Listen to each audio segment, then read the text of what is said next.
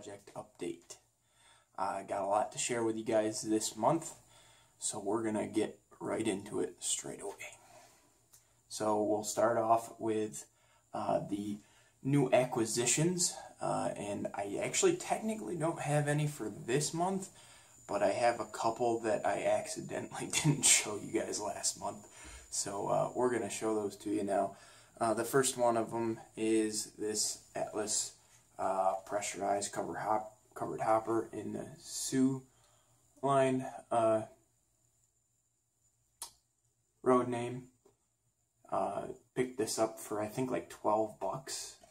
Brand new. Got the etched metal walkways and everything, really nice. Metal wheels.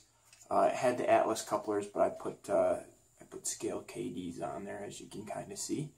It's got the pressurized metal tubing along the bottom, just like the prototype.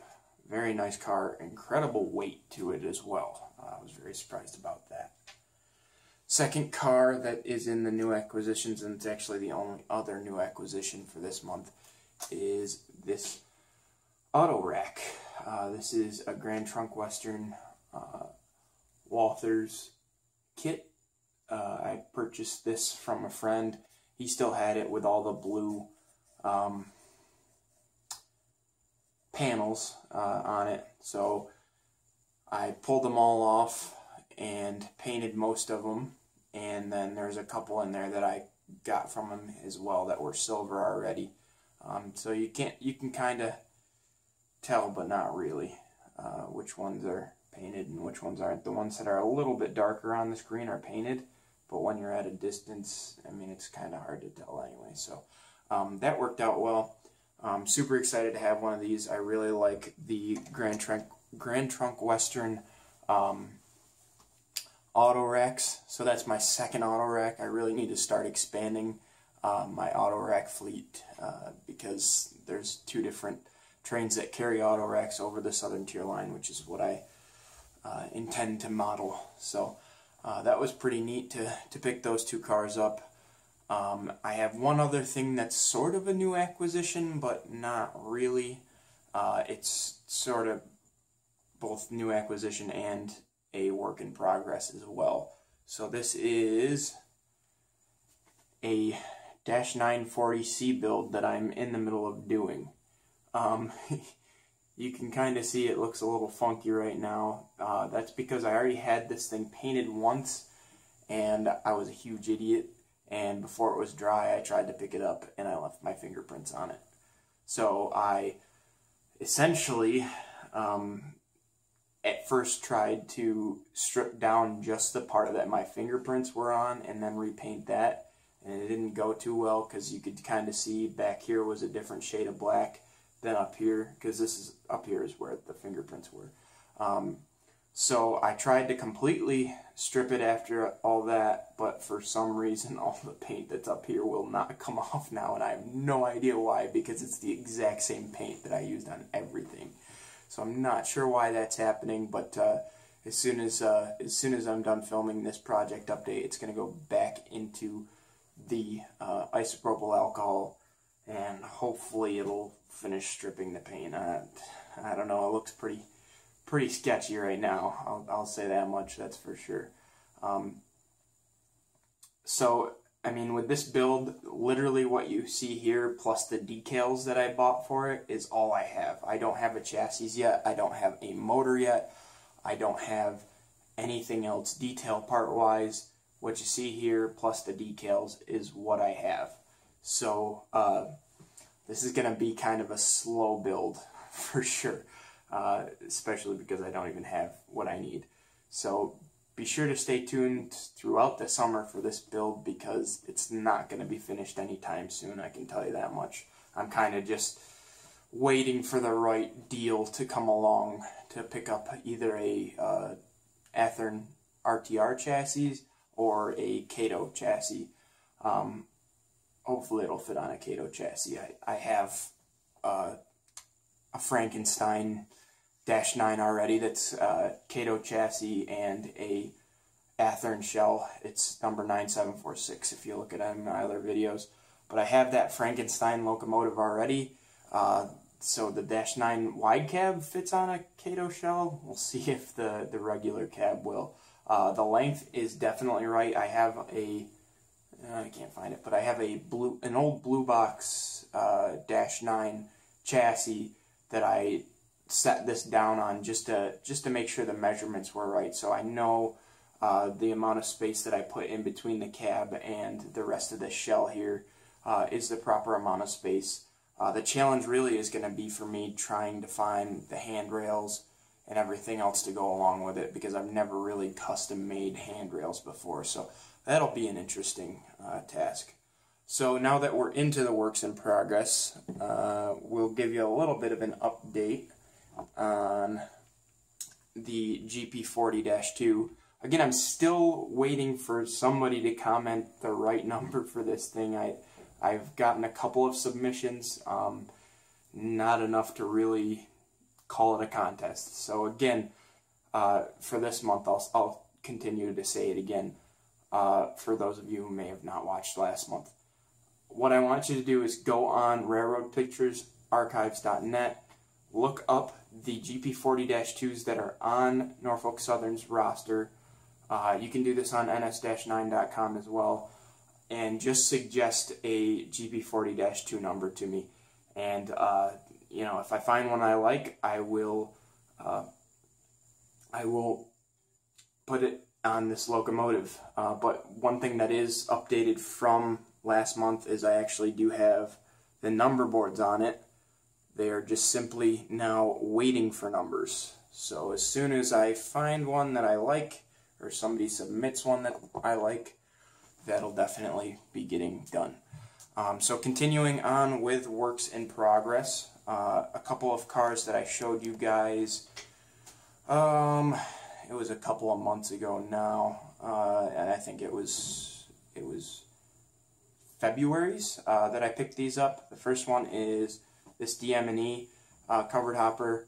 I have it pretty much done. I just am not in love with the way it turned out. It's kind of hard to see in real life, but it's kind of got this orangish tint to it.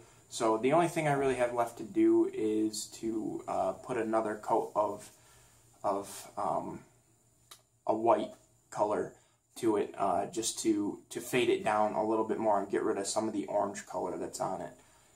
So that's all I have left to do to that. The only reason I haven't gotten that done is because I'm starting to take stuff home from college, and I accidentally brought my clear coat home. And I've gone back home twice since I brought it home, and I keep forgetting to bring it back with me so that I can finish up some of the projects that I have in the middle of being done.